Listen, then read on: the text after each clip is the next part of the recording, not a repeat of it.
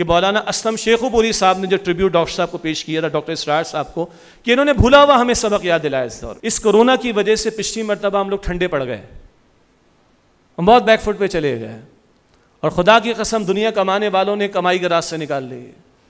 تو جسے اللہ کو پانا ہے، جسے جنت چاہیے، وہ ٹھنڈا پڑے گا۔ اب مومن کا رمضان کھانے پینے کا ہو جائے گا، آرام کا ہو جائے گا؟ آرام نہیں ہے، سیزن ہے مومن کا۔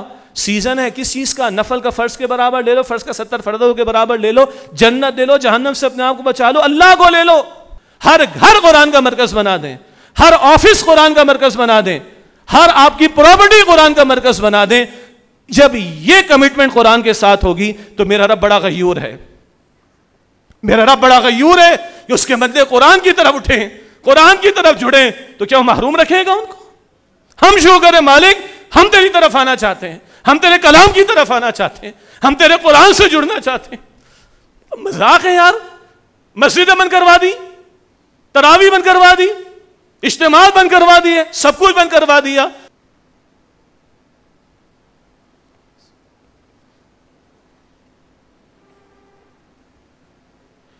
السلام علیکم ورحمۃ اللہ وبرکاتہ۔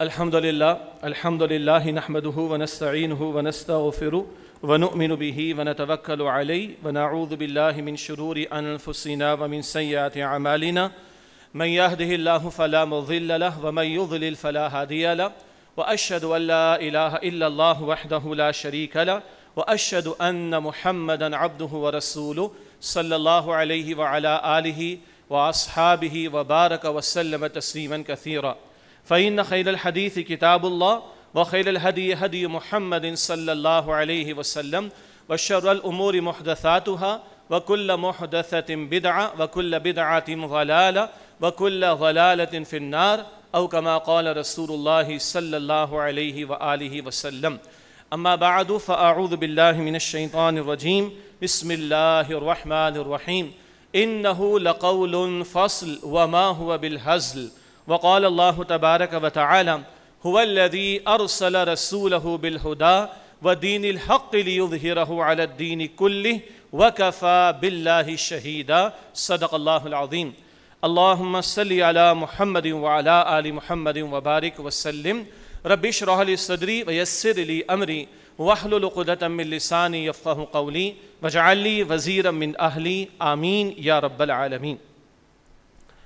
سب سے پہلے میں اللہ تعالیٰ کا شکر ادا کرتا ہوں کہ جس کے فضل و کرم سے اور محض اسی کے فضل و کرم سے ہم سب یہاں پر جمع ہیں، اور ایک طرف انجمن خدام القرآن سندھ کراچی کا صبح سے یہاں پر 2 سال کا مشترکہ اجلاس منعقد ہو رہا تھا جو پایہ تکمیل کو پہنچا ہے، اور اس وقت جو ہے وہ تنظیم اسلامی کے زیر اہتمام پورے کراچی میں ہم نے کوشش کی ہے کہ اس خطاب کی دعوت گھر گھر تک پہنچائی جائے، کہ جس میں پیش نظر یہ ہے کہ قرآن حکیم جو کہ ماہ رمضان المبارک میں نازل ہوا، اس قرآن کا رمضان کے ساتھ تعلق کیا ہے، اور ساتھ ہی تحریک رجوع الی القرآن جو مؤسس انجمن خدام القرآن اور بانی تنظیم اسلامی محترم ڈاکٹر اسرار احمد صاحب رحمۃ اللہ علیہ کا خاص تھا، اور اس دور میں اللہ تعالیٰ نے ان کو بڑا قبول فرمایا، اور اسی تحریک رجوع الی القرآن ہی کے نتیجے میں یہ انجمن خدام القرآن سندھ اور پھر تنظیم اسلامی کی مشترکہ کاوشیں جو اس وقت آپ کے ہمارے سامنے آ رہی ہیں۔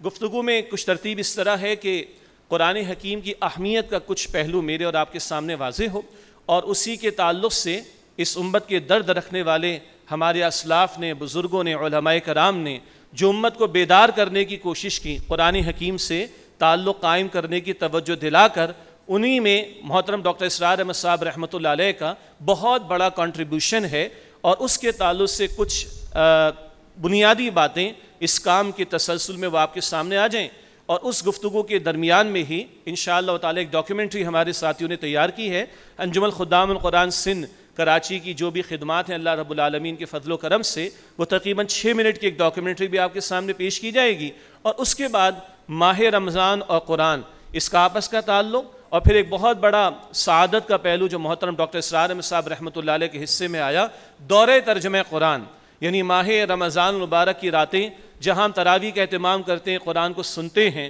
سینکڑوں نہیں، ہزاروں نہیں، لاکھوں کی تعداد میں تکمیل قرآن کی محافل بلا مبالغہ پوری امت میں منعقد ہوتی ہیں، اس میں ایک بہت بڑی جو کمی دکھائی دیتی تھی اور اب بھی دکھائی دیتی ہے وہ یہ کہ ہم قرآن کے الفاظ سے تو گزر جاتے ہیں، اس کی تلاوت کر لیتے ہیں، اس کی تلاوت کو سن لیتے ہیں، لیکن قرآن چاہتا کیا ہے، قرآن کہتا کیا ہے، اللہ مانگتا کیا ہے ہم سے، سوال کس بات کا کرتا ہے، تقاضے کس بات کے کرتا ہے، کن باتوں کا حکم دیتا ہے، کن باتوں سے ہمیں روکتا ہے، ہم اس سے آشنا نہیں ہو پاتے۔ تو ایک ایسی شکل کہ ماہ رمضان کی راتیں جو کہ قرآن کے ساتھ بسر ہونی چاہیے، جن راتوں میں قرآن نازل ہوا ہے اور جن راتوں کو رسول اللہ علیہ السلام قرآن کے ساتھ قیام اللیل میں گزارتے، ان راتوں کو ہم بھی نہ صرف یہ قرآن کے سننے میں گزاریں بلکہ قرآن کے سمجھنے میں بھی گزاریں۔ وہ دورہ ترجمہ قرآن، اس کا ایک پس منظر اور اس کا پروسیس کیا ہوتا ہے، کس انداز سے پیش کیا جاتا ہے، اور الحمدللہ اس کو اللہ تعالیٰ نے کتنا قبول فرمایا، یہ تفصیلات بھی انشاءاللہ اس گفتگو کے آخر میں آپ کے سامنے رکھی جائیں گی۔ دو تین مثالوں سے میں بات شروع کرتا ہوں، پھر انشاءاللہ تحریک رجوع للقرآن کی طرف واپس آئیں گے۔ کراچی کے اندر ایک ہندو گھرانے میں، بلکہ ایک ہندو گھرانے سے ایک مسلمان گھرانے کے بڑے کلوز ریلیشنز تھے کاروبار وغیرہ کی وجہ سے، تو ایک دوسرے کے گھر میں آنا جانا تھا۔ تو ایک مرتبہ جو مسلمان گھرانہ تھا، ان کے گھرانے میں تغرے قرآن شریف کے جو ہم لگاتے ہیں نا، آیات ہوتی ہیں، سب کچھ ہوتا ہے، تو سورہ یاسین کا ایک تغرا لگا ہوا تھا۔ تو جو ہندو فیملی کے لوگ تھے انہوں نے پوچھا یہ کیا ہے؟ تو کہا کہ یہ ہمارا قرآن ہے، اس میں سورہ یاسین ہے جو قرآن کا دل ہے، ایک روایت کے مطابق، جس میں ضعف بھی بہرحال ہے لیکن بہرحال محدثین اس کو بیان فرماتے۔ تو کہا اچھا آپ کو پڑھنا آتا ہے؟ تو کہا نہیں ہم کوشش کریں گے، مسلمان کہہ رہے ہیں۔ تو کہا اس کا مطلب کیا ہے؟ آپ نے بہت خوبصورت ایک فریم میں سورہ یاسین کو لکھا ہوا لگایا ہوا ہے، کہیں ہمیں پتہ نہیں اس کا مطلب کیا ہے۔ تو آگے سن کر اچھا بتاؤ بھائی وہ کیا کھلا رہے ہو آج؟ بریانی کھلا رہے ہو، قورمہ کھلا رہے ہو؟ یہ میرے خیال سے کہ آپ میں سے بھی کچھ لوگوں کے تجربات ہوں گے، یہ میری فرسٹ ہینڈ نالج ہے۔ میں ایک آڈٹ فرم میں رہا ہوں، ہم لوگوں کا تجربہ کیا ہے، ادھر بھی یہی تجربہ ہے جو ہندو مت کے ماننے والے ہیں۔ تو میرے ایک جونیئر تھا، راج کنور بترا اس کا نام تھا، تو بہرحال کیونکہ وہ میرا جونیئر تھا تو میں اس سے بات بھی کر لیا کرتا تھا۔ تو ایک دفعہ میں نے اس سے پوچھا کہ بھئی وہ تمہارے ہاں کوئی ایک اسٹوری ہوگی مہانو کی، تم نے کبھی پڑھی ہے وید وغیرہ میں، گیتا میں؟ کہا نہیں ہم تو پڑھتے ہی نہیں ہے وید کو۔ تو میں تو یہ چاہ رہا تھا کہ اگر اس کے ہاں وہ کشتی کا کوئی کانسیپٹ ہو، طوفان کا کوئی کانسیپٹ ہو، نوح علیہ السلام کا ذکر کر پھر ہم بتائیں کہ ہم تو ان کو اللہ کا رسول مانتے ہیں اور ان کا ذکر قرآن میں بھی ہے۔ تو اسے سادہ سا چٹا جواب دیا کہ بھئی مجھے تو پتہ ہی نہیں کیا ہے وید، ہم تو پڑھتے ہی نہیں۔ تو میں نے اس کو تو نہیں کہا لیکن دل میں سوچا کہ جیسے ہم قرآن نہیں پڑھتے ویسے وہ وید نہیں پڑھتے۔ ذرا سا آگے چلے جاتے ہیں بات کو لے کر۔ CIA کی ایک رپورٹ آئی تھی کچھ عرصے پہلے جو کچھ اخبارات میں بھی پبلش ہوئی، اور اس میں ایک انالیسس انہوں نے شائع کیا کہ دنیا کی 70% آبادی ترقی پذیر ممالک میں، انڈر ڈیولپ کنٹریز میں رہتی ہے، اور دنیا کی 30% آبادی ترقی یافتہ ممالک میں رہتی، ایڈوانس کنٹریز میں۔ تو 70% آبادی انڈر پریویلیجڈ یا ترقی پذیر ممالک میں ہے، اور 30% آبادی ترقی یافتہ ممالک میں ایڈوانس کنٹریز میں رہتی۔ یہ تو ہوا پاپولیشن کا ڈویژن، لیکن کرائم ریٹ بڑا ڈیفرنٹ ہے، الٹ ہے بالکل۔ کہا کہ 30% جرائم جو ہے وہ 70% آبادی میں ہوتے ہیں، اور 70% جرائم 30% میں ہوتے ہیں۔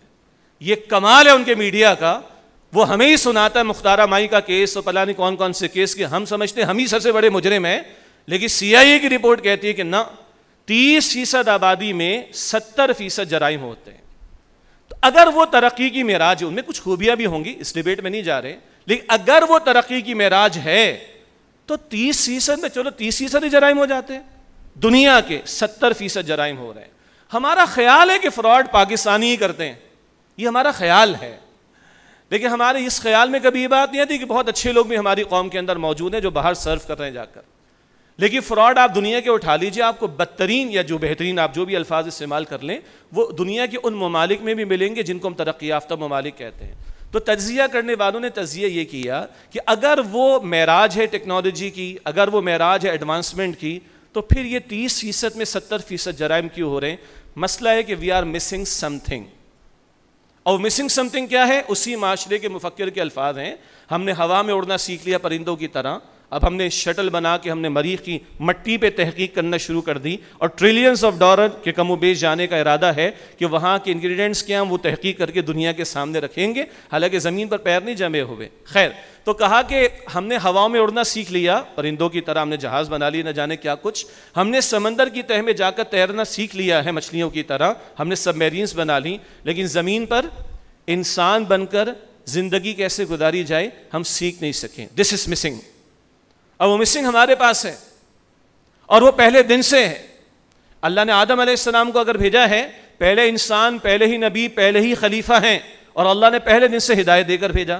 سورۃ البقرہ آیت نمبر 38، فَإِمَّا يَأْتِيَنَّكُم مِّنِّي هُدًى فَمَن تَبِعَ هُدَايَ فَلَا خَوْفٌ عَلَيْهِمْ وَلَا هُمْ يَحْزَنُونَ. جب تمہارے پاس میری طرف سے ہدایت آئے گی تو جو میری ہدایت کی پیروی کریں گے ان کو نہ کوئی خوف ہوگا نہ وہ غمگین ہوں گے. ڈے ون سے اللہ دے کر بھیج رہا ہے ہدایت.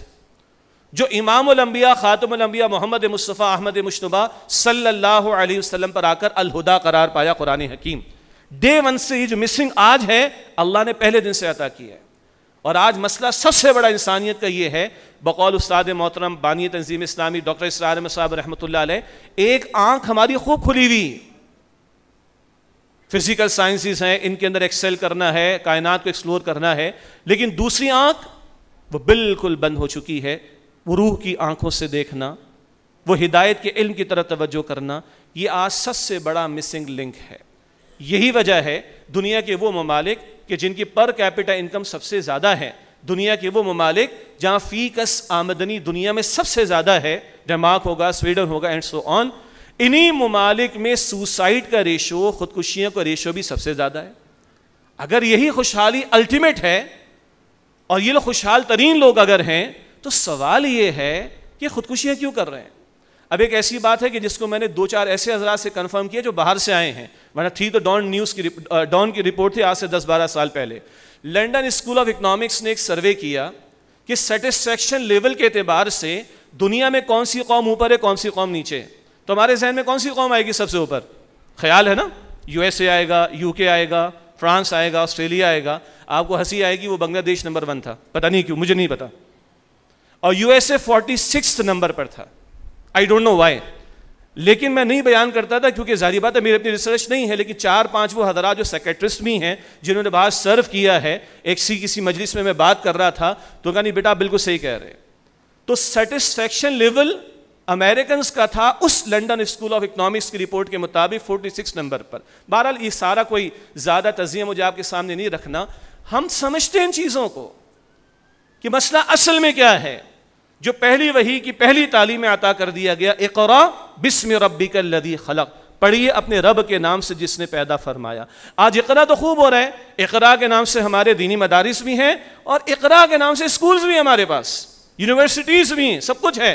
اور اقرا میں ہم بہت آگے جا رہے ہیں. ہم کبھی کبھی خوش ہو جاتے ہیں کہ کہیں غلطی سے کوئی ایک ہماری یونیورسٹی رینکنگ کے اندر 500 جو ٹاپ یونیورسٹی اس میں آ جائیں، بڑے خوش ہو جاتے ہیں. تو مسئلہ کوئی نہیں، آپ یونیورسٹیز بنائیں، کالجز بنائیں، سب کچھ بنائیں، ان سے زیادہ تو نہیں بنا سکیں گے. لیکن اگر اس مسنگ لنک کو ہم نے سیٹ نہیں کیا تو ہم بھی وہیں کھڑے ہوں گے جہاں وہ لوگ جا کے کھڑے ہو چکے ہیں. اب مجھے اوباما کے اور پتہ نہیں کس کس کے بہت سارے کوٹس یاد آ رہے ہیں، لیکن مجھے لگ رہا ہے کہ وہ پھر اگر اس تفصیل میں جائیں گے تو اصل موضوع کی طرف ہم آ نہیں سکیں گے. اصل مسئلہ کیا ہے؟ آج یہ امت بھی جس بات سے گزر رہی ہے، ہاں ایک کلیئرٹی رہے، یہ تجزیے ہم نے مغربی معاشروں کے کچھ کیے ہیں، لیکن اس کا یہ مطلب نہیں کہ یہ برائیاں ہمارے معاشروں میں نہیں. ایتھیزم کا مسئلہ، خالق کائنات کا انکار، یہ لندن اور نیو یارک کے لوگوں کے مسائل نہیں. آپ کے شہر اور ہمارے شہر کراچی کے بعض بچے اور بچیاں سوال کرتے ہیں اور بہرحال ان کو جواب دینے کی ضرورت ہے ان کی سطح پر آ کر. تو اب عقیدے بھی اسٹیک پر آ رہے ہیں. ہمارے شہر کی بات کر رہا ہوں، لاہور، کراچی، اسلام آباد، عقیدے اسٹیک پر آ رہے ہیں. کبھی ہم روتے تھے انکار سنت کے فتنے پر، اس کے جوابات دیتے تھے دورے ترجمہ قرآن میں.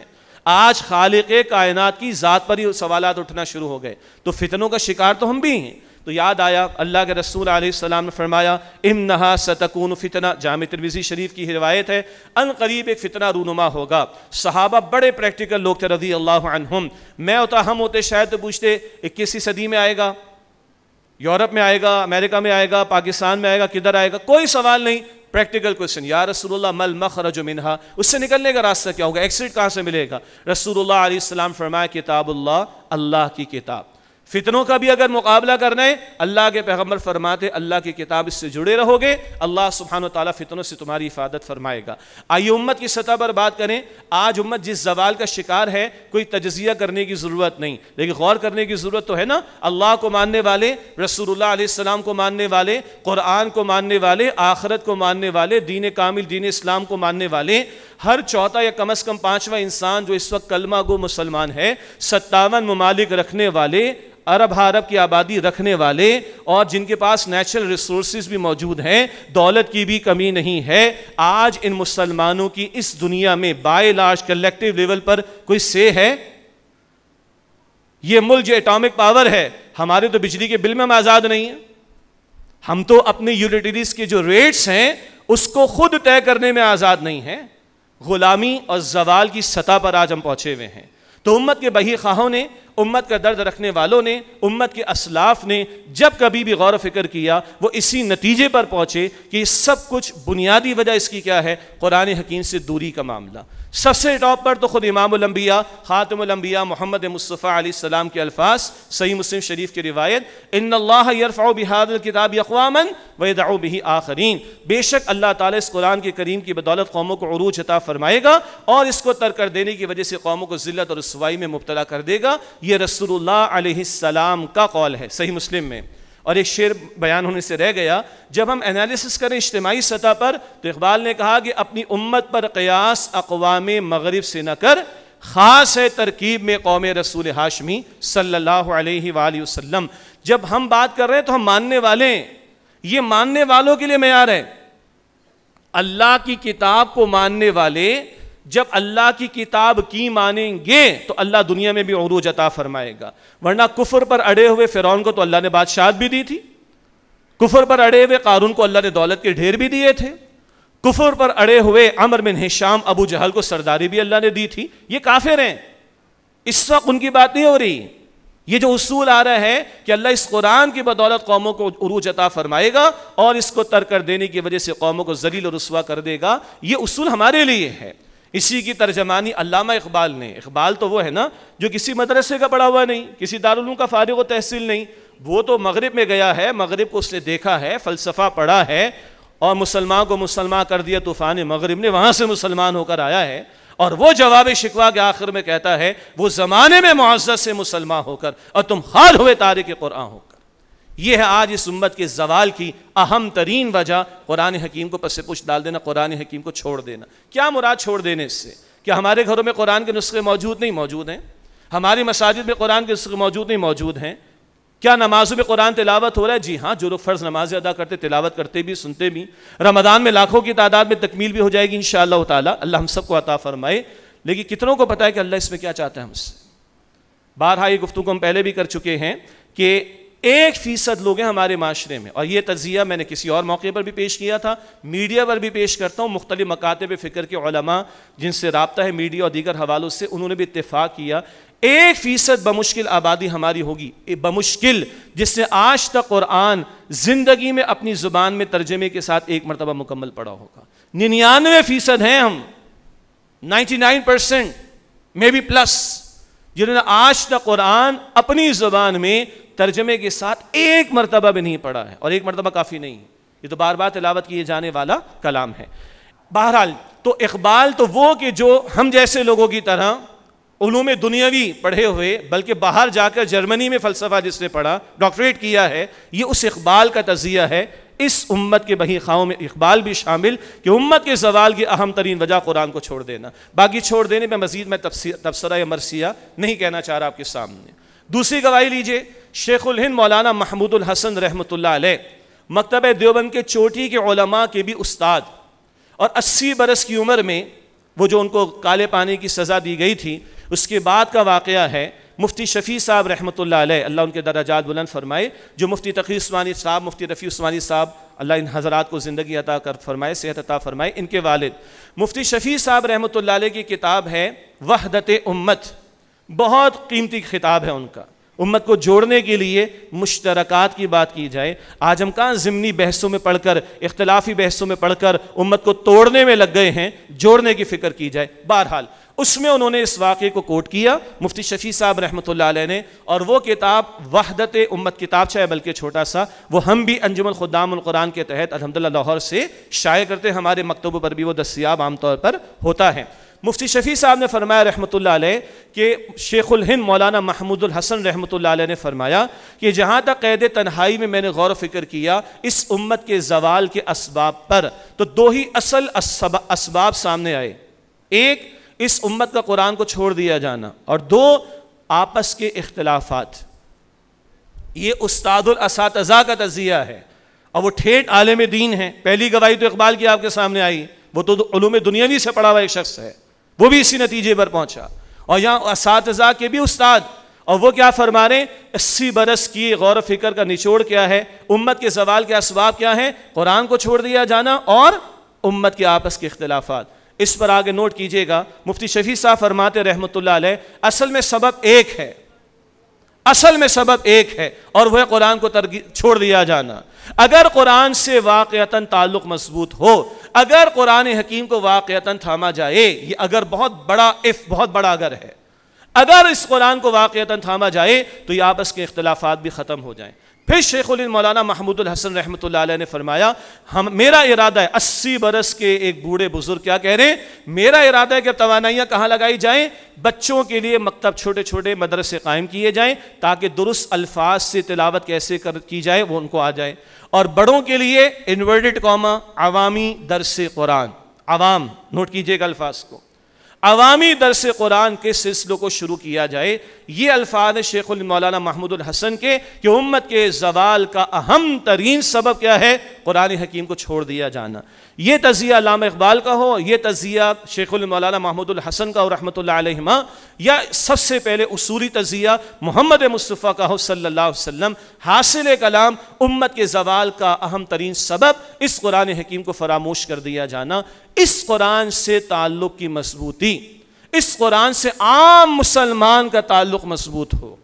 مجھے اجازت دیجیے کہ میں عرض کروں کہ آج سے 40 سال پہلے یہ کیفیت نہیں تھی کہ مسجد میں درس قرآن ہوتا ہو، الا ماشاء اللہ، اور ایک عام انداز سے عام مسلمان بھی قرآن کے دروس میں آتا ہو، الا ماشاء اللہ. لیکن الحمدللہ پچھلے 20-25 سال میں، 30 سال میں یہ بات بدلی ہے، اور اللہ کا فضل و کرم ہے. اور بہت سارے اداروں نے، دینی اجتماعیتوں نے، مدارس کے ہمارے علماء نے بھی کوشش کی.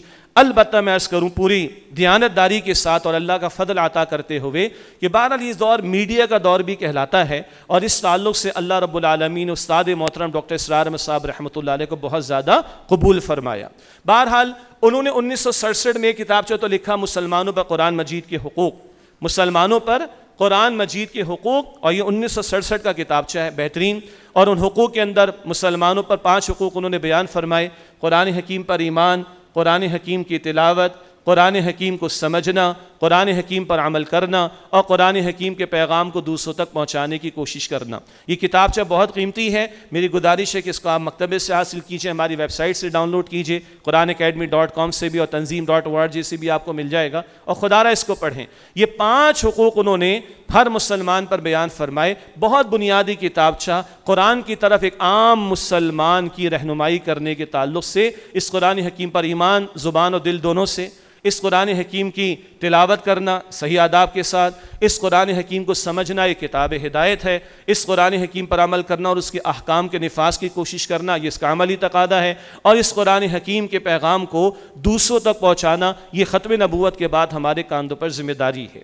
اسی دور میں 1967 میں ایک اور کتابچہ انہوں نے تحریر کیا، اسلام کی نشت ثانیہ کرنے کا اصل کام. یہ اسلام دوبارہ غالب ہوگا as a system of life قیام مستقبل انشاءاللہ تعالی. پوری زمین پر اللہ کا دین غالب ہوگا، یہ واضح بشارات محمد مصطفیٰ احمد مجتبیٰ صلی اللہ علیہ وسلم کی. البتہ اس عملی جد و جہد سے قبل اور اس کے ساتھ ایک علمی سطح کی جد و جہد، اور اس میں بھی ایک ذہین طبقات کو قرآن کی طرف لانا، اور اعلیٰ علمی سطح پر قرآن حکیم کو پیش کرنا، وہ پوری تفصیل انہوں نے اس میں بیان فرمائی ہے کہ ہر معاشرے کے اندر ایک برین ٹرسٹ ہوتا ہے، کچھ سوچنے سمجھنے والے لوگ ہوا کرتے ہیں، وہ لیڈنگ پوزیشن میں بھی ہوا کرتے ہیں، معاشرہ انہی کی باتوں کو فالو کرتا ہے۔ جیسے وجود ہے انسان کا، اس میں دماغ ہے چند گرام کا، لیکن ہمارے ایکشنز وہ ڈیپینڈ کرتے ہیں ہمارے دماغ کے سگنلز پر، تو یہ دماغ ہمارے پورے وجود کے اعمال کو گویا کہ کنٹرول کر رہا ہوتا ہے۔ اسی طرح معاشرے کے ذہین طبقات وہ ہیں کہ جو پورے معاشرے کو لے کر چل رہے ہوتے ہیں، اس سطح پر بھی اللہ کے کلام کا پیش کیا جانا، یہ بھی بڑا قیمتی ان کا ڈاکیومنٹ ہے، اسلام کی نشریات ثانیہ کرنے کا اصل کام۔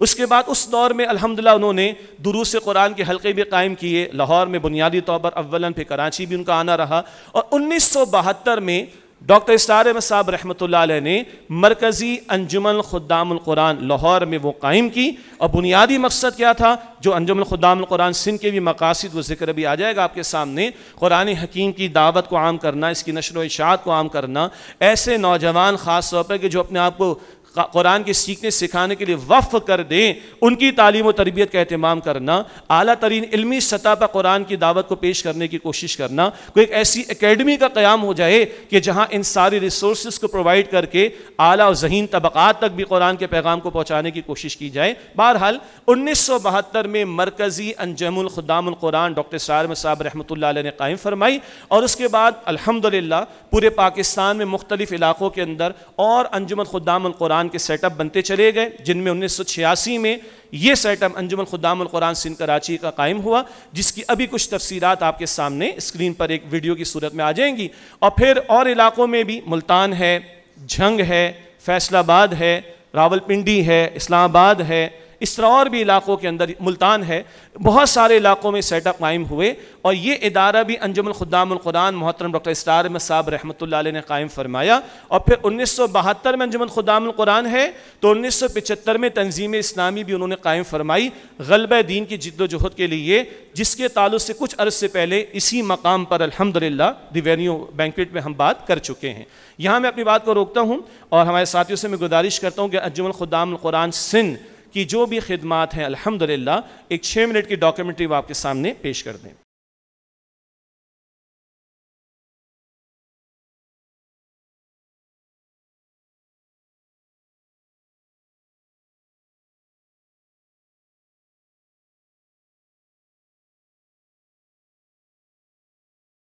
بسم اللہ الرحمن الرحیم۔ کیا کبھی ہم نے غور کیا کہ جس دین اسلام کے ہم ماننے والے ہیں، وہ دین اسلام ماضی میں، تاریخ میں صدیوں تک کئی بر اعظموں پر غالب رہا اور وہاں پر اس کا پورا نظام قائم رہا، مگر آج اس کے ماننے والے اس دنیا میں ذلت کا شکار ہیں، رسوائی کا شکار ہیں، زوال کا شکار ہیں۔ آخر ایسا کیوں ہے؟ نبی مکرم صلی اللہ علیہ وسلم نے ارشاد فرمایا، ان اللہ یرفع بہذا الکتاب اقواما ویدع بہ آخرین، بے شک اللہ سبحانہ وتعالی اس قرآن کریم کی بدولت قوموں کو عروج عطا فرمائے گا، اور اس کو ترک کر دینے کی وجہ سے قوموں کو ذلت اور رسوائی میں مبتلا کر دے گا۔ غور کیا جائے تو آج مسلمانوں کے زوال اور انحطاط کی اہم ترین وجہ قرآن حکیم سے دوری ہے۔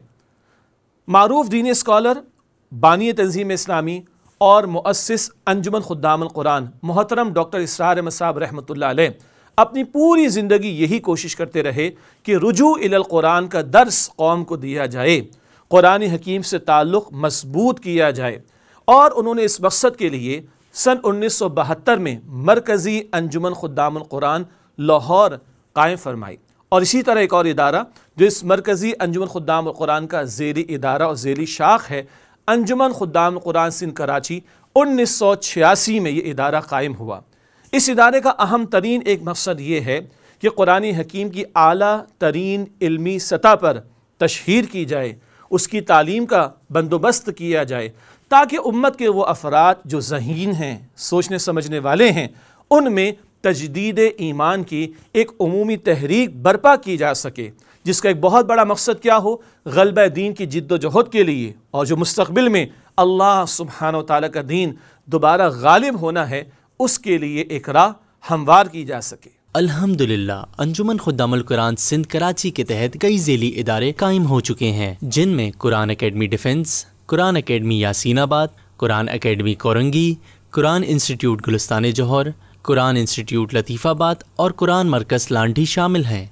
ان تمام ذیلی مراکز میں جدید سہولیات سے آراستہ کلاسز، لائبریریز، مکتبہ جات اور خواتین کے لیے علیحدہ سیکشن قائم ہے۔ انجمن کے شعبہ تعلیم و تربیت کے تحت بانی محترم ڈاکٹر اسرار احمد رحمۃ اللہ علیہ کا جاری کردہ رجوع الی القرآن کورس 1991 سے تسلسل کے ساتھ جاری ہے۔ اس وقت یہ کورس 5 مراکز میں منعقد کیا جا رہا ہے۔ اس کورس میں اب تک مختلف شعبہ زندگی سے تعلق رکھنے والے پروفیشنل حضرات شرکت کر چکے ہیں اور اب تک ہزاروں افراد اس سے استفادہ کر چکے ہیں۔ تمام ذیلی اداروں میں سال بھر مختلف اوقات میں دیگر شارٹ کورسز کا بھی انعقاد کیا جاتا ہے۔ اس کے علاوہ انجمن کے تحت ہونے والے آن لائن کورسز سے بھی پاکستان اور بیرون پاکستان سے شرکاء کی ایک بڑی تعداد استفادہ کرتی ہے۔ اس وقت تقریباً 40 سے زائد مدرسین رجوع الی القرآن کورس، شارٹ کورسز، دروس قرآن، دورہ ترجمہ قرآن، کالجز اور یونیورسٹیز میں درس و تدریس میں مصروف ہیں۔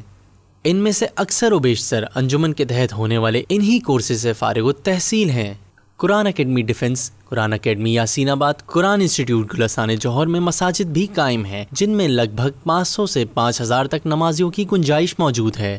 ان مساجد میں مجموعی طور پر تقریباً 250 افراد رمضان المبارک میں اعتکاف کی سعادت حاصل کرتے ہیں۔ تمام مراکز میں بچوں اور بچیوں کے لیے مدرسے بھی قائم ہیں، جن میں اس وقت مجموعی طور پر درجہ ناظرہ میں تقریباً 771 طلبہ و طالبات، جبکہ درجہ حفظ میں تقریباً 255 طلبہ و طالبات زیر تعلیم ہیں۔ قرآن اکیڈمی کورنگی کی عمارت میں دی ہوپ اسلامک اسکول بھی قائم ہے، جہاں الحمدللہ 700 سے زائد طلبہ و طالبات زیر تعلیم ہیں۔ اس کے علاوہ قرآن اکیڈمی یاسین آباد میں مرکز تعلم و تحقیق یعنی لرننگ اینڈ ریسرچ سینٹر بھی قائم ہے، جس کے تحت مختلف تحقیقی کام سر انجام دیے جاتے ہیں۔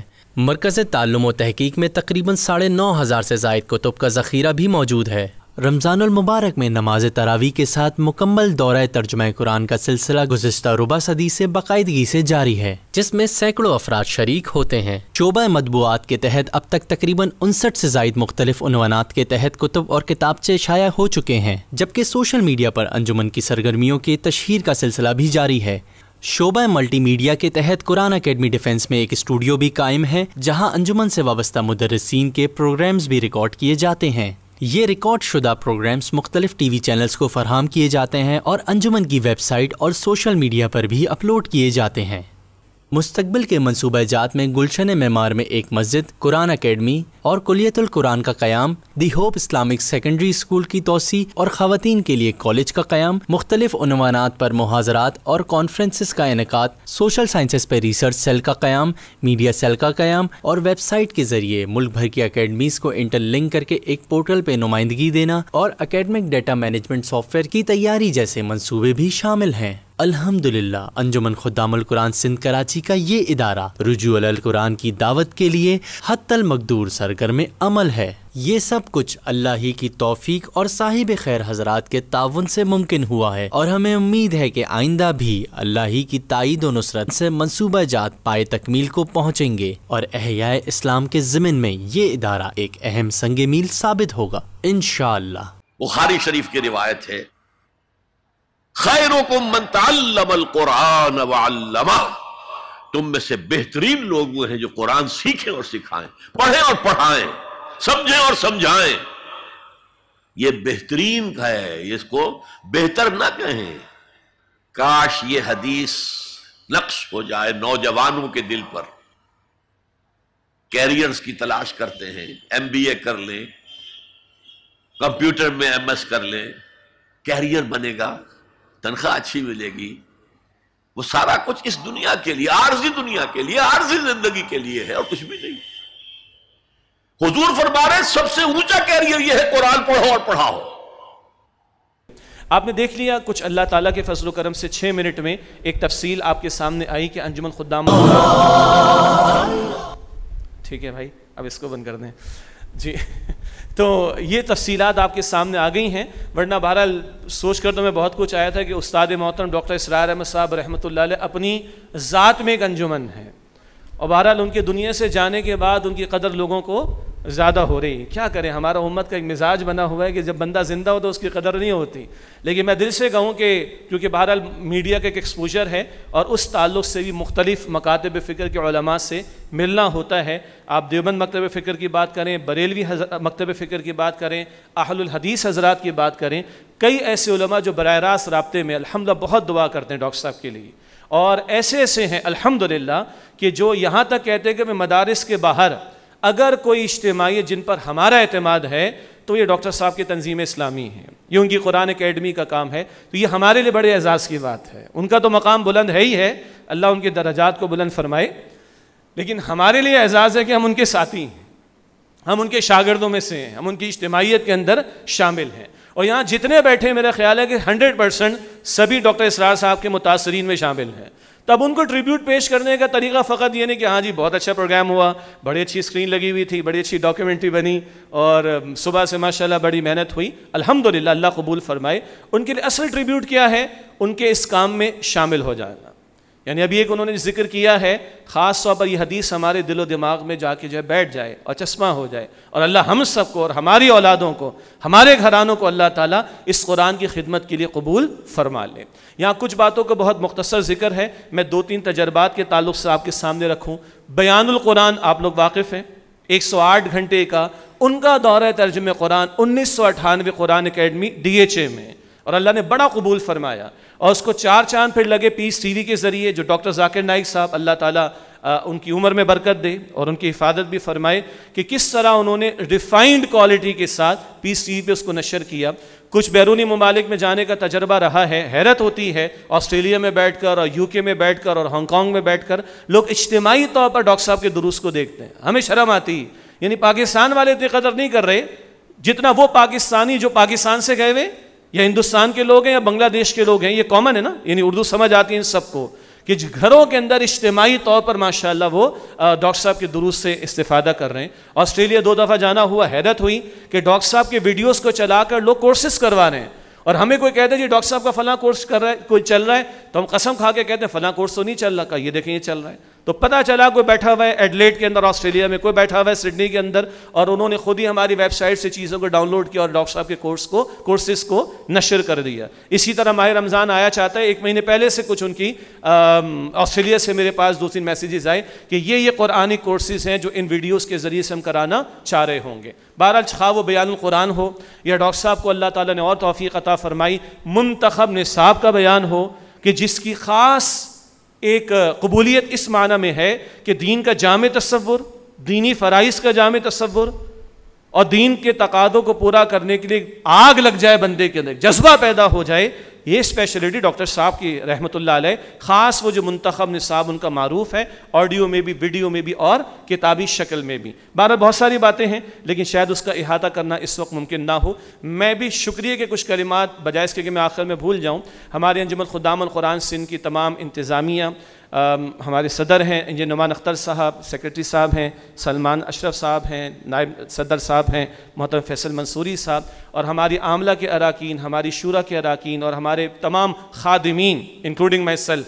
ادارے کا نام ہم نے خدام القرآن رکھا ہے, تو یہ نسبت بہت پیاری ہے کہ ہم قرآن کے خادم ہوں. تو انہوں نے دن رات جو محنت کی ہے, اللہ تعالیٰ ان محنتوں کو قبول فرمائے. بہت سے حضرات ہمارے درمیان نہیں, خصوصاً آج ہمارے بہت ہی مکرم بھائی محترم اظہر ریاض صاحب کا ذکر آیا, بڑی محنت کی انہوں نے دن رات مختلف اور ذمہ داریوں کے ساتھ. یہ صدارت والی ذمہ داری اللہ ان کے درجات کو بلند فرمائے اور ان کو جنت الفردوس عطا فرمائے. ماضی میں ہمارے بہت سارے قیمتی ساتھی, محترم عبد الواحد عاصم صاحب, شیخ عبد المجید صاحب, زین العابدین جواز صاحب, محترم مقلی صاحب و حیات ہیں ماشاءاللہ.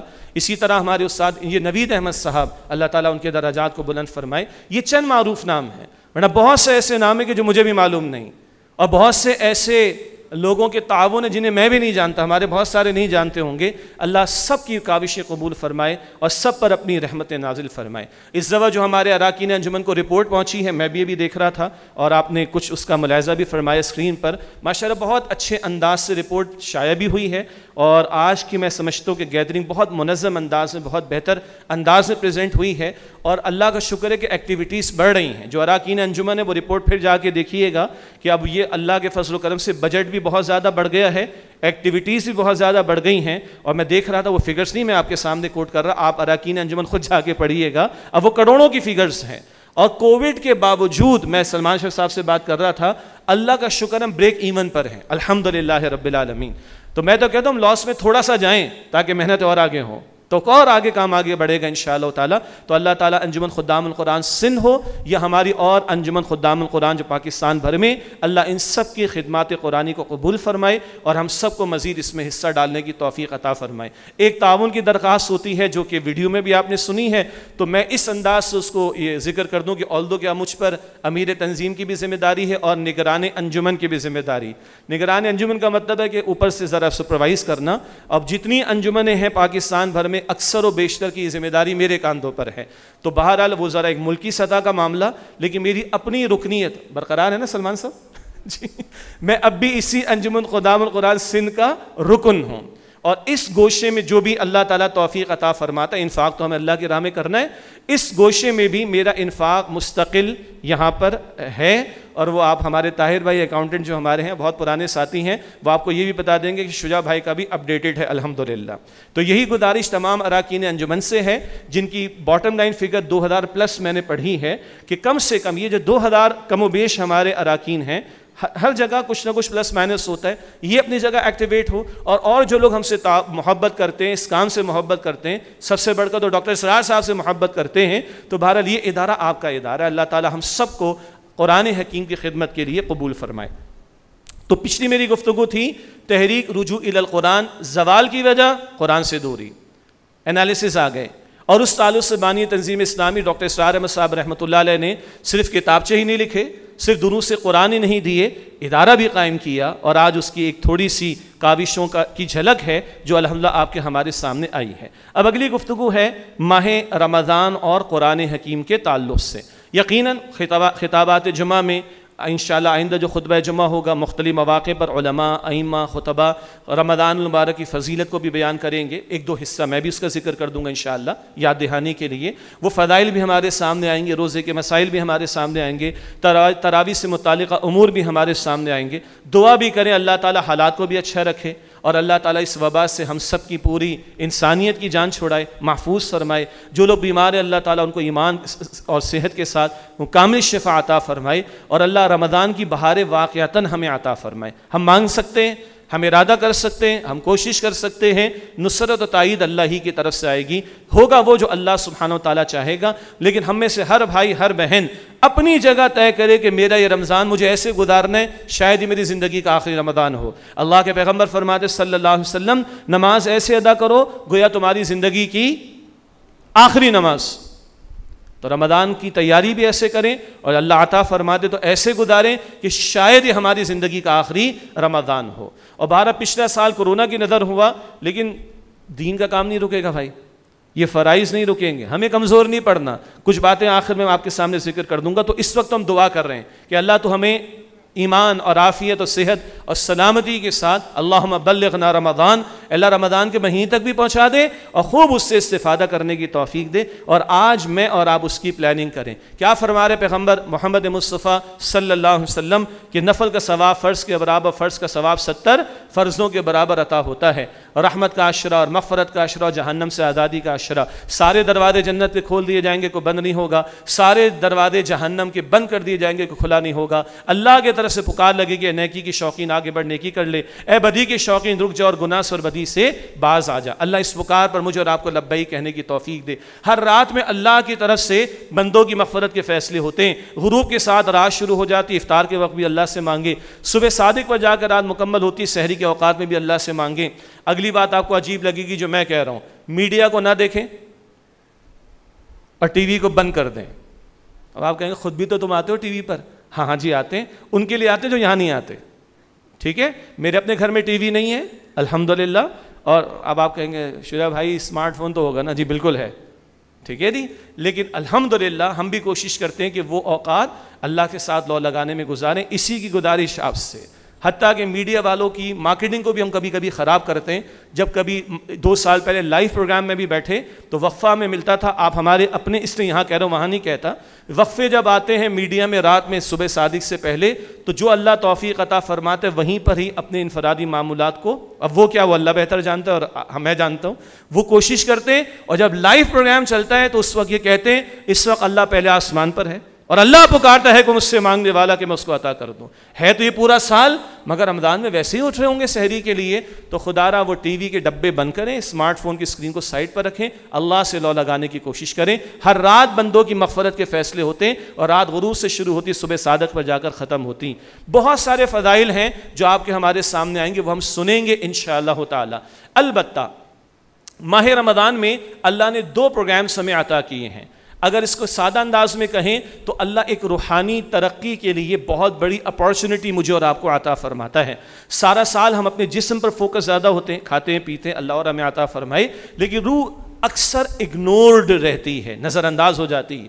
اور ہمارا یہ جو وجود ہے محض نرا حیوانی وجود نہیں ہے, بلکہ اس وجود میں اللہ نے روح میں سے بھی کچھ ڈالا ہے, اور انسان کی جو اصل حیثیت ہے, اس کا جو اصل بینگ ہے, وجود ہے, وہ اس کی روح ہے. ہم کہتے ہیں مسٹر ایکس آ گئے, مسٹر ایکس چلے گئے, مسٹر ایکس کی فلائٹ نے لینڈ کر لیا, مسٹر ایکس نے ڈپارچر کر لیا, مسٹر ایکس گھر پہنچ گئے. لیکن جب مسٹر ایکس کا انتقال ہوتا ہے تو ہم کیا کہتے ہیں, مسٹر ایکس آ گئے, مسٹر ایکس کی ڈیڈ باڈی آ گئی, یہی کہتے ہیں نا جی. تو مسٹر ایکس کہاں چلے گئے, تو آپ کا میرا عقیدہ بتاتا ہے روح نکال لی گئی اس میں سے. اصل روح ہے, اس روح کی آبیاری کا سامان اللہ کی یاد سے ہوگا, اللہ کے ذکر سے ہوگا, قرآن سے ہوگا. ہوتا ہے نمازوں میں بھی, جمعے میں بھی, اذکار سے بھی, مگر ایک اینول اوور ہالنگ ہے جو اللہ نے مجھے اور آپ کو عطا کی. اینول اوور ہالنگ ہے جب آل ٹوگیدر اللہ سینیریو ہی بدل دیتا ہے, سب لوگوں کو اللہ خیر پہ لگا دیتا ہے کم و بیش اکثر. اور ہمارے لیے بھی اپارچونٹی ہوتی ہے کہ اس جسم سے آگے بڑھ کر اس روح کو فوکس کریں, اور اس روح کو بیدار کرنے کے لیے, اسٹرینتھن کرنے کے لیے, مضبوط بنانے کے لیے اللہ نے روزوں کی فرضیت بھی عطا فرمائی, جس کا ایک بہت بڑا حاصل البقرہ آیت 183 میں ہے, لعلکم تتقون, تاکہ تم میں تقوی پیدا ہو. اس کے بھی اور مقاصد ہیں, حلال چھوڑ دیتے ہو حرام چھوڑنے والے بن جاؤ, کھانا چھوڑتے ہو, پینا چھوڑتے ہو, زوجین کے تعلق کو چھوڑ دیتے ہو, حلال ہے, ارے بابا تم نے حلال چھوڑ دیا تو اب پوری زندگی حرام کو تو چھوڑ دو. پوری زندگی کے روزے کی تیاری, پوری زندگی کا روزہ کیا ہے, سورہ آل عمران آیت نمبر 102, یا ایھا الذین آمنوا اتقوا اللہ حق تقاتہ ولا تموتن الا وانتم مسلمون. اے ایمان والو اللہ کا تقوی اختیار کرو جیسا کہ اللہ کا تقوی اختیار کرنے کا حق ہے, تمہیں موت آئے تو اسلام کی حالت پر. ہر آن گناہوں سے بچو, ہر آن فرما بردار رہو. یہ پوری زندگی کا روزہ ہے. اس پوری زندگی کے روزے کی تیاری کا بہترین موقع ماہ رمضان مبارک. روزے تو فرض ہیں, اللہ کہ بیماری کا معاملہ, سفر کا معاملہ, خواتین کے مخصوص معاملات کا معاملہ, تو وہ مسائل اپنی جگہ پر ہیں. ادروائز روزے کی فرضیت ہے, کتب علیکم الصیام فرض کیا گیا. تو اس کا ایک بہت بڑا مقصد پوری زندگی جو اللہ کی بندگی کرنی ہے, اللہ کا تقوی اختیار کرنا ہے, مرتے دم تک مسلم رہنا ہے, اس کی تیاری ہے ماہ رمضان میں. گرمی ہے تو ہے, یو کے میں مسلمان بچے 15 16 سال کے شدید طویل روزے ہیں وہاں پر, یہ رہے ماضی میں اور اب بھی, اور روزے رکھتے ہیں, تو ان کے انگریز ٹیچر بھی پریشان ہو جاتے ہیں, کون سی مخلوق ہے. ہاں جی, اور ان بچوں کے ایگزامز کو کسی نے بہانہ نہیں بنایا کہ وے آؤٹ نکل آئے کہ چلو ایگزام ہے تو روزے چھوڑ دو. ایک صاحب ہیں پاکستان سے اب چلے گئے کہیں اور, وہ اس طرح کی پھلجھڑیاں چھوڑتے رہتے ہیں. لیکن یو کے کا میرا اور آپ کا مسلمان بیٹا اور بیٹی ہے, اسکول گوئنگ ہے, اللہ اکبر, وہاں کا طویل روزہ رکھ رہا ہے, تو ہم بھی رکھیں گے انشاءاللہ تعالی. اللہ ہم سب کو توفیق عطا فرمائے. اس روزے کا بہت بڑا حاصل اس روح کو بیدار کرنا. یہ ہے دن کا روزہ. اس سے کون ملتا ہے, اللہ ملتا ہے. اللہ اکبر, الصوم لی وانا اجزی بہ یا وانا اجزا بہ. یہ روزہ میرے لیے, میں ہی بدلہ عطا کروں گا, ایک روایت, اور دوسری میں ہی اس کا بدلہ ہوں. تو اللہ ملتا ہے بھائی اس پر. تو 45 اللہ آسانی فرمائے, اللہ دنیا اور آخرت, جہنم, ہر طرح کی گرمی سے ہماری حفاظت فرمائے. پھر یہ گرمی رکاوٹ نہیں بنے گی بندہ مومن کے لیے, میرا رب مجھے ملتا ہے اس پر. یہ گرمی رکاوٹ نہیں بنتی لوگوں کی جاب کے لیے, یہ گرمی رکاوٹ نہیں بنتی لوگوں کے بزنس ٹرپس کے لیے, یہ گرمی رکاوٹ نہیں بنتی اپنی ڈیل کو فائنائز کرنے کے لیے, ٹریول کرنے کے لیے. تو یہ گرمی کیسے رکاوٹ بن جائے, میرے رب کی رضا کے حصول کے لیے. اللہ پوری دل جمعی کے ساتھ مجھے اور آپ کو روزے رکھنے کی توفیق عطا فرمائے. تو جس سے اللہ کی چاہت ہو اور جو اللہ کو پانا چاہتا ہو تو یہ مشقتیں پھر اس کے لیے رکاوٹ نہیں بنیں گی. اللہ یہ جذبہ ایمانی مجھے آپ کو ہم سب کو عطا فرمائے. دن کے روزے کے ساتھ رات کا قیام دیا گیا جس کو ہم تراویح کہتے ہیں, اور بالکل صحیح بات ہے کہ وہ فرض نہیں ہے اور اس میں بھی حکمتیں ہیں.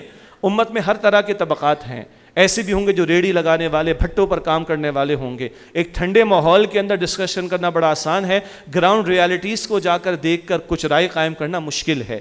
تو استاد محترم ڈاکٹر اسرار صاحب بھی اور دیگر اہل علم نے بھی بیان فرمایا, اللہ اپنی حکمتوں کو خوب جانتا ہے. دن کا روزہ فرض کیا گیا ہے, رات کا قیام تطوع نیکی کا کام قرار دیا گیا ہے. نبی علیہ السلام تو پورا سال قیام کا معاملہ فرماتے, قیام اللیل تہجد کا اہتمام. امت کے لیے آسانی عطا ہو گئی اور صحابہ کرام کے دور سے تراویح کی اجتماعی شکل مل گئی. ہے بڑا اجر و ثواب کا عمل. حدیث ہے جامع ترمذی میں, روزہ بھی شفاعت کرے گا, قرآن بھی شفاعت کرے گا. روزہ عرض کرے گا اللہ اس بندے کو دن بھر کھانے پینے زوجین کے تعلق سے روکا, اس کے حق میں میری سفارش قبول فرما. قرآن عرض کرے گا اللہ اس کو رات کو سونے سے روکا, اس کے حق میں میری سفارش قبول فرما. فیشفعان, دونوں کی شفاعت قبول ہو جائے گی انشاءاللہ. لیکن روزہ کیا کہے گا؟ رات کو سونے سے روکا. ٹھیک ہے جی. اسی طرح رسول اللہ علیہ السلام نے فرمایا من صام رمضان ایمانا واحتسابا غفر له ما تقدم من ذنبه ومن قام رمضان ایمانا واحتسابا غفر له ما تقدم من ذنبه. جس سے رمضان کے روزے رکھے ایمان احتساب کے ساتھ اس کے پچھلے گناہ معاف ہو جائیں گے. ایگزیکٹلی یہ الفاظ رات کے لیے, جس نے رات کا قیام کیا ایمان اور احتساب کے ساتھ اس کے بھی پچھلے گناہ معاف کر دیے جائیں گے. اللہ اکبر. جو ثواب دن کے روزے کا وہی ثواب رات کے قیام کا. حضور فرما رہے بیان صلی اللہ علیہ وسلم, شفاعت قرآن کی بھی ہوگی, وہ فرض روزے کی بھی ہوگی, وہ فرض ہے. شفاعت قرآن بھی کرے گا, وہ رات کے قیام کی بات ہو رہی ہے جو تطوع ہے, خیر کا عمل ہے. یعنی ان احادیث سے پتہ چلتا ہے کہ جو اہمیت دن کے روزے کی ہے وہ رات کے قیام کی بھی ہے. آج اگر کوئی 8 ادا کر رہا ہے, اب ایک رائے اختیار کرتے ہوئے 20 ادا کر رہے ہیں, یہ ہم ان بحثوں میں جاتے ہی نہیں ہیں. ہم تو اگلی بحث کرتے ہیں, 8 والی ادا کی, 20 والی ادا کی, گھنٹے میں ادا کی, 1.5 گھنٹے میں ادا کی. ٹھیک ہے جی. کراچی والے فارغ ہو جائیں گے کوئی 10:30 بجے تک. اس کے بعد پوری رات درک جگہ ہوتا ہے بہت سے لوگوں کا, کیونکہ راتیں چھوٹی, چلو سحری کر کے فجر پڑھ کر ہی سوئیں گے. تو رات کہاں گزر ہو رہی ہے, ایک بہت بڑا سوال. دوسرا, حدیث کہہ رہی ہے کہ وہ قرآن تو کہے گا اس کو رات کو سونے سے بعد رکھا, تو کیا اب ہمارا جاگنا قرآن کے ساتھ ہو رہا ہے؟ اور تیسری بات, جتنا قرآن سنا کیا ہمیں پتہ چلا کہ ہم نے کیا سنا, کیا کہا گیا, کس بات کا حکم میرے رب نے دیا, کس بات سے میرے رب نے مجھے منع فرمایا؟ اگر یہ نہیں مل رہا تو ہم بہت کچھ لوز کر رہے ہیں, محروم نہ ہو جائیں کہیں. اور سچی بات ہے کہ رمضان سجایا ہی گیا ہے فقط قرآن کے لیے. وہ جو قرآن میں البقرہ کے ایک رکوع کی کچھ آیات تلاوت ہوئی, سورۃ البقرہ کا 23واں رکوع آیت نمبر 183 سے 188, وہیں اللہ تعالیٰ فرماتا ہے وَلِتُكْمِلُوا الْعِدَّةَ وَلِتُكَبِّرُوا اللَّهَ عَلَى مَا هَدَاكُمْ وَلَعَلَّكُمْ تَشْكُرُونَ. اگر روزے تمہارے رہ گئے سفر کی وجہ سے, بیماری کی وجہ سے, اینڈ سو آن, گنتی پوری کر لینا تاکہ جو ہدایت تمہیں اللہ نے عطا فرمائی اس پر تم اللہ کی بڑائی بیان کرو اور تاکہ تم شکر ادا کرو. تو یہ روزے کیوں رکھوائے جا رہے ہیں؟ قرآن جیسی عظیم ہدایت ملنے پر اللہ کا شکر ادا کرنے کے لیے. اتنی مشقت پر عبادت کس لیے؟ اس قرآن پر اللہ کا شکر ادا کرنے کے لیے. اور رات کس لیے ہے؟ وہ تو ہے ہی قرآن کے لیے. رات کا قیام کس لیے؟ قرآن حکیم کے ساتھ. تو اگر آپ توجہ فرمائیں, اس ماہ مبارک میں فوکل پوائنٹ کیا ہے, اہم ترین مرکزی نقطہ کیا ہے؟ قرآن. مہینہ افضل کیوں ہے؟ قرآن کی وجہ سے. سارے مہینے اللہ کے ہیں نا, لیکن شہر رمضان الذی انزل فیہ القرآن, رمضان کا مہینہ وہ ہے جس میں قرآن کریم نازل کیا گیا. تو مہینہ افضل قرآن کی وجہ سے, روزے دیے جا رہے قرآن کی وجہ سے, قیام دیا جا رہا ہے قرآن کی وجہ سے. تو اہم ترین بات ہونی چاہیے قرآن حکیم. مگر ہماری بہت بڑی تعداد ہے جو تراویح ادا کرتی ہے الحمدللہ, لیکن بہت کچھ مس کرتی ہے کہ رات کا بڑا حصہ قرآن کے ساتھ نہیں بسر ہوتا اور ہمیں پتہ نہیں چلتا کہ ہم نے کیا پڑھا ہے. یہی وجہ ہے کہ میں نے ابتدا میں ایک بات ذکر کی تھی, 99% لوگ ہمارے یہاں ہیں جنہوں نے آج تک قرآن کا ترجمہ زندگی میں ایک مرتبہ بھی اپنی زبان میں کبھی نہیں پڑھا ہے, اور ایک مرتبہ کافی نہیں ہے. اللہ تو چاہتا ہے فجر میں قرآن, ظہر میں قرآن, عصر میں قرآن, مغرب میں قرآن, عشاء میں قرآن, سو اللہ چاہتا ہے جمعے میں قرآن. ظہر کے 4 فرض 2 کم کر کے 2 خطبے عطا کیے گئے. اور اللہ کے نبی کا خطبہ کیا ہوتا؟ کانا یقرأ القرآن ویذکر الناس, قرآن پڑھتے, قرآن کے ذریعے لوگوں کو نصیحت فرماتے حضور علیہ السلام. اور 2 رکعتوں میں تلاوت رکھوا دی گئی جمعے کے دن, ورنہ ظہر میں تلاوت امام آہستہ کرتا ہے. اور بھی اس کے بہت سارے دلائل ہو سکتے ہیں. تو ہمارے استاد محترم ڈاکٹر اسرار احمد صاحب رحمۃ اللہ علیہ نے اس بات کا ارادہ، اور شدید گرمی کے دنوں میں، بلکہ گرمی کی راتوں میں کہہ لیجئے، وہ رمضان کا مہینہ 1984 اور لاہور کی گرمی، اللہ اکبر، ان راتوں میں انہوں نے ارادہ فرمایا کہ بس اب ہم قرآن ترجمے کے ساتھ تراویح میں پڑھیں گے۔ کیا مطلب ہے اس کا بھائی؟ اکثر کو تو پتہ ہے، ایک دو مرتبہ انہوں نے مختصر خلاصہ کیا یا خلاصہ بیان کیا۔ 1984 میں جو عام اب ہمارے شکل ہے دورہ ترجمہ قرآن مع تراویح، اس شکل کا انہوں نے آغاز کیا اور اللہ تعالیٰ نے بڑا قبول فرمایا۔ ابتدا میں 200-250 لوگ کم و بیش تھے۔ ڈاکٹر صاحب فرماتے میرا خیال تھا کہ راتیں بھی چھوٹی ہیں، گرمی بھی زیادہ، تو لوگ شاید کم ہو جائیں گے۔ ہوتے ہوتے آخری شبوں میں، آخری راتوں میں معاف کیجیے گا، وہ اضافہ ہو گیا اور قرآن اکیڈمی جو لاہور کی وہ کم پڑ گئی۔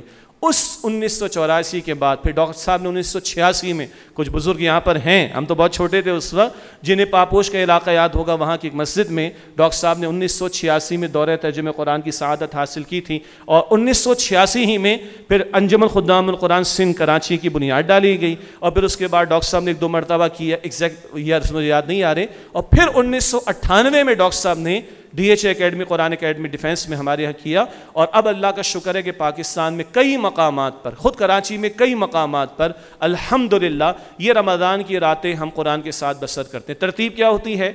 آج کل کے حساب سے کم و بیش 125 گھنٹے، کم و بیش کتنے جی؟ ایک مہینے کی راتوں کے 29 راتیں اور 125 یا 130 گھنٹے کم و بیش، اور ان میں 3 مرتبہ قرآن کی تکمیل ہوتی ہے۔ تراویح میں تکمیل ہوتی ہے، جو مدرس بیان کرتا ہے وہ ہر آیت تلاوت کرتا ہے، دوسرا قرآن، وہ ہر آیت کا ترجمہ کرتا ہے، تیسرا قرآن، اور سینکڑوں آیات کی مختصر تشریح کرتا ہے، اور اس پورے پیکج میں نماز عشاء، سنتیں، 20 رکعت تراویح، درمیان میں چھوٹا وقفہ، آخر میں وطر کی نماز، یہ آل ٹوگیدر پیکج 125 گھنٹے پلس مائنس کچھ کر لیجئے بنتا ہے۔ اور الحمدللہ میں دل سے عرض کروں کہ ایسی زندگیاں ہم نے بدلتی ہوئی دیکھی ہیں کہ ہمیں رشک آتا ہے الحمدللہ۔ اب وہ سب میں بیان کروں تو وقت بہت زیادہ لگ جائے گا۔ زندگیاں لوگوں کی کیسے کیسے یو ٹرن آئے لوگوں کی زندگیوں میں، اور وہ یو ٹرن پازیٹیو آئیں، مثبت آئیں، حضرات میں، خواتین میں، بچوں میں، ہم اپنی فیملیز کے اندر، ہم بہت سے لوگ ہیں مستمد یہاں پر جو پورے گھرانوں کے ساتھ شریک ہوتے ہیں الحمدللہ، اور ہم اپنے گھرانوں میں، اپنے بچوں میں، اپنی بچیوں میں، فیملیز کے اندر اس کی برکتوں کو محسوس کرتے ہیں۔ یہ ہے دورہ ترجمہ قرآن۔ پھر ترتیب اس کی کیا ہوتی ہے؟ مثلا 20 رکعت تراویح ہے تو کہیں 4 8 8 اس طرح کی ترتیب ہو جاتی ہے، کہیں اسٹریٹ 4 4 4 کی تراویح کی ترتیب ہوتی ہے۔ ہوتا یہ کہ مثلا 4 رکعت تراویح ادا ہوگی، اس میں 30 آیات قاری صاحب پڑھیں گے مثال، تو اس سے پہلے مدرس بیٹھ کر ان 30 آیات کا ترجمہ تشریح مختصر بیان کریں گے 30 منٹ 40 منٹ میں مثال کے طور پر، اور پھر 4 رکعت تراویح ادا ہوگی۔ ابھی جن آیات کو ہم نے ترجمے کے ساتھ سنا، اسکرین پر قرآن کا ٹیکسٹ بھی ہوتا ہے، مدرس نہیں ہوتا، ٹیکسٹ ہوتا ہے قرآن کا، آپ ڈائریکٹ اس کو دیکھ سکتے ہیں، اور ان کا ترجمہ تشریح ہوتا ہے۔ اب 4 رکعت تراویح، ابھی جو سنا سمجھ کر اب سنا وہی اب سن رہے ہیں تلاوت الحمدللہ۔ پھر بیٹھ جائیں گے، اگلی 4 یا 8 رکعت کا جو بھی ترتیب ہوگی، اور پھر اگلی 4 8 رکعت ادا کرتے ہیں، 12 رکعت کے بعد ایک بریک کرتے ہیں، اس کے بعد اگلی 8 رکعت ادا کرتے ہیں۔ یہ ہے کہ پہلے ترجمہ تشریح ہوتا ہے، پھر قرآن کی تلاوت تراویح میں۔ یوں کوئی رات کا 1:15 یا 1 بجتا ہے عام طور پر، مختلف ساتھیوں کے ہمارے مختلف کئی کے اسکیجولز ہوتے ہیں، لیکن الحمدللہ 29 راتوں میں، اسٹریٹ 29 راتوں میں، اور یہ میں بخدا میں کہوں، میں خود بیان کر رہا ہوں اللہ کے فضل و کرم سے، ہماری اسٹیج پہ بات ساتھی ہیں یہاں پورے ہال میں موجود ہیں، الحمدللہ ہمیں خود سمجھ نہیں آتا کیسے ہوتا ہے۔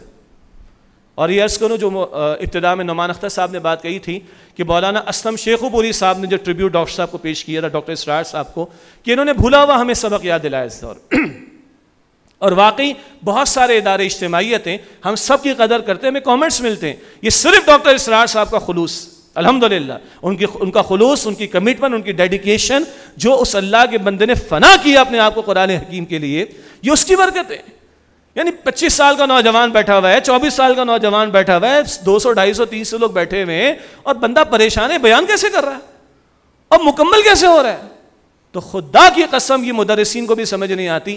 ذالک فضل اللہ یؤتیہ من یشاء، یہ محض اللہ رب العالمین کا فضل ہے. تو انشاءاللہ تعالی تنظیم اسلامی کے زیر اہتمام پورے پاکستان بھر میں اور کراچی میں بھی ہم نے ارادہ کیا ہے. اللہ سے توفیق مانگ رہے، اللہ حالات کا معاملہ بہتر فرمائے، ہمیں استقامت دے، اخلاص عطا فرمائے، آسانی عطا فرمائے، نصرت عطا فرمائے، تائید عطا فرمائے. کہ کئی مقامات پر شہر کراچی میں ہم نے دورہ ترجمہ قرآن تراویح کے ساتھ، اور کہیں کہیں ہمارے ایک مختصر ہوتا ہے خلاصہ مضامین قرآن، اس میں چند اہم مقامات کا مختصر بیان ہوتا ہے اور اس کو ہم خلاصہ مضامین قرآن کہتے ہیں. عام جو دورہ ترجمہ قرآن ہے وہ 1-1:30 تک معاملہ اس کا جاتا ہے، اس کا معاملہ 11:30-12 بجے تک چل رہا ہوتا ہے عموم کے اعتبار سے. تو کئی مرتبہ کئی مقامات پر دورہ ترجمہ قرآن اور کچھ جگہ جو ہے وہ خلاصہ مضامین قرآن، یہ نوعیت ہمارے ان پروگرامز کی الحمدللہ رہتی ہے.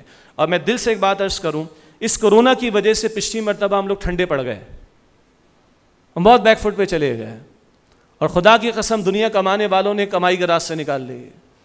تو جسے اللہ کو پانا ہے، جسے جنت چاہیے، وہ ٹھنڈا پڑے گا. اور رمضان کو ٹھنڈا پڑنے کا مہینہ ہے، یہ ہمارا مسکنسیپشن ہے. رمضان آرام کا مہینہ، رمضان کھانے پینے کا مہینہ. یہ پکوڑے والے بھی آ جائیں گے مارکیٹ میں، فلاں بھی مارکیٹ میں آ جائیں گے، اور ساری ڈیلز آنا شروع ہو جائیں گی. وہ اللہ کے بندو، اور پورا سال یہ ٹنکی ہم بھرتے رہتے ہیں. اس مہینے یو گاٹ دا ٹنکی، یہ پیٹ کی بات کر رہا ہوں، پورا سال اسی پہ فوکس رہتے ہو. بھائی اللہ مجھے بھی توفیق دے، خدا را ذرا روح کی طرف آ جاؤ. اور رمضان کو آرام کا مہینہ ہے، وحی کا آغاز رمضان میں ہوا ہے. اللہ اکبر کبیرہ. بدر کا میدان سجائے رمضان میں، فتح مکہ ہوئی ہے رمضان میں، احد کی تیاری ہوئی ہے رمضان میں، احزاب کی تیاری ہوئی ہے رمضان میں. محمد مصطفیٰ کا رمضان صلی اللہ علیہ وسلم بدر سے سجا ہوا ہے. وحی نزول قرآن سے نزول وحی قرآن سے جو ہے وہ جڑا ہوا ہے. اب مومن کا رمضان کھانے پینے کا ہو جائے گا، آرام کا ہو جائے گا. آرام نہیں ہے، سیزن ہے مومن کا. سیزن ہے کس چیز کا؟ نفل کا فرض کے برابر لے لو، فرض کا 70 فرضوں کے برابر لے لو، جنت لے لو، جہنم سے اپنے آپ کو بچا لو، اللہ کو لے لو. تو ادھر ٹھنڈا پڑے گا ایمان والا. میرا دل چاہتا ہے اللہ حالات کا جبر نہ لائے ہمارے اوپر، دعا یہی ہے. اللہ حالات کو سیٹل رکھے، دعا یہی ہے. اللہ نہ کرے، اللہ نہ کرے، اللہ نہ کرے کوئی حالات کا جبر آتا ہے تو ہم نے اپنے ساتھیوں سے کہا کوئی پلان بھی تیار کر کے رکھو. قرآن نہیں رکنا چاہیے، قرآن کی دعوت نہیں رکنی چاہیے، مومن کا جذبہ نہیں رکنا چاہیے. دنیا کمانے والوں نے کمائی کر کے دکھائی ہے کورونا کے حالات کے اندر، تو مومن کیوں بیٹھا رہ جائے، ٹھنڈا ہو کے بیٹھ جائے. اور میری ایک اور دل سے گزارش ہے، وہ اجتماعی پروگرامز تو ہوں گے انشاءاللہ تعالی ہوں گے، لیکن میرا ہر رفیق تنظیم اور جتنے ہمارے احباب ہیں، میں ہر ایک سے گزارش کروں، ہمارا گھر قرآن کا مرکز بننا چاہیے، میرا گھر قرآن کا مرکز بننا چاہیے. اور اللہ نے اس ڈاکٹر اسرار صاحب رحمۃ اللہ علیہ کے ذریعے اتنا بڑا ریسورس ہمیں دے دیا. ارے بولنا نہیں آتا، میرے سب سے بڑے مدرس میرے لیے ڈاکٹر اسرار صاحب رحمۃ اللہ علیہ. چلا لو ان کا ویڈیو، کتنے گھنٹے چاہیے؟ 4 گھنٹے کا چاہیے وہ بھی مل جائے گا بیان القرآن، 60 گھنٹے کا چاہیے وہ بھی مل جائے گا خلاصہ مضامین قرآن. نہیں جی ہمارا ٹائم کم ہے، ہم تھوڑا دیکھنا چاہتے ہیں، تو ہمارے ان بچوں نے، ساتھیوں نے، بچے ہمارے شاگرد ہیں، انہوں نے 1-1 گھنٹے کا بھی ڈاکٹر صاحب کے بیان القرآن میں سے تیار کر کے دے دیا. جس کو چاہیے مانگ لیجیے گا، ان سے آدھے گھنٹے کا بھی آپ کو مل جائے گا. اس سے کم کیا چاہیے مجھے بتائیں؟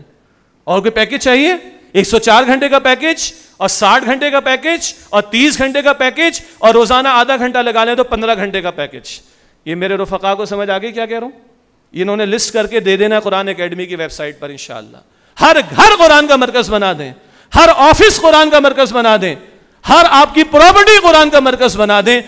جب یہ کمٹمنٹ قرآن کے ساتھ ہوگی تو میرا رب بڑا غیور ہے، میرا رب بڑا غیور ہے کہ اس کے بندے قرآن کی طرف اٹھیں، قرآن کی طرف جڑیں، تو کیا وہ محروم رکھے گا ان کو؟ ہم شو کریں مالک، ہم تیری طرف آنا چاہتے ہیں، ہم تیرے کلام کی طرف آنا چاہتے ہیں، ہم تیرے قرآن سے جڑنا چاہتے ہیں. مذاق ہے یار. مسجدیں بند کروا دی، تراویح بند کروا دی، اجتماع بند کروا دیے، سب کچھ بند کروا دیا. وہ ٹھیک ہے، میڈیکل اوپینین کیا ہے، زیادہ جذباتی مجھے بھی نہیں ہونا چاہیے. وی نو دا میڈیکل اوپینین. سارا اوپینین مسجدوں کے لیے رہ گیا ہے، قرآن کے لیے رہ گیا ہے، دین کے لیے رہ گیا ہے، اسلام کے لیے رہ گیا ہے. ساتھ ہے ہمیں آخر دبا دبا کے کارنر کر دو اسلام کو، مسجد کو، قرآن کو. مسجد تو اللہ کا وہ گھر ہے کہ جہاں تم اللہ کو راضی کرو تو اللہ کی رحمتیں آئیں گی. وبائیں صحابہ کے دور میں آئیں، اسلاف کے دور میں آئیں، مسجدیں بھر دی تھی ان لوگوں نے، نمازیں بڑھا دی تھی ان لوگوں نے، دعائیں بڑھا دی تھی ان لوگوں نے. تب اللہ کی رحمت متوجہ ہوتی ہے. ایمان بھی کسی شے کا نام ہے کہ نہیں؟ توکل بھی کسی شے کا نام ہے کہ نہیں؟ اللہ کا علی کل شیء قدیر ہونا یہ بھی کچھ ہمارے ایمان کا تقاضا ہے کہ نہیں کہ اس کو مانا جائے؟ تو بہرحال یہ میں نے بڑے دل سے بات کہی ہے. اللہ نہ کرے اگر کوئی حالات کا جبر آتا ہے میرا آپ کا گھر قرآن کا مرکز بنے, آپ کے میرے گھروں سے قرآن کی آواز آنی چاہیے. میرے رب کو بھی رحمت جو ہے وہ انشاءاللہ تعالی وہ بھی رحم فرمائے گا, وہ بھی اپنی رحمتوں سے ہمیں برکتوں سے نوازے گا. تو یہ آخری بات آپ کے سامنے رکھنی ہے. خدا نہ قرآن کی طرف آئے. ہم نے بہت قرآن کو اگنور کیا, بہت قرآن کو نظر انداز کیا, اور اس کی بہترین شکل رمضان, اس کی بہترین شکل رمضان کی راتیں قرآن کے ساتھ تراویح, قرآن کے فہم کے ساتھ تراویح. یہی ہماری انجمن خدام القرآن کی اور تنظیم اسلامی کی آج کی اس نشست کی آخری دعوت ہے. اللہ تعالی ہم کو صحت, ایمان اور عافیت و سلامتی کے ساتھ ماہ رمضان عطا فرمائے اور قرآن سے تعلق کی مضبوطی عطا فرمائے. آمین یا رب العالمین. وآخر دعوانا ان الحمد للہ رب العالمین.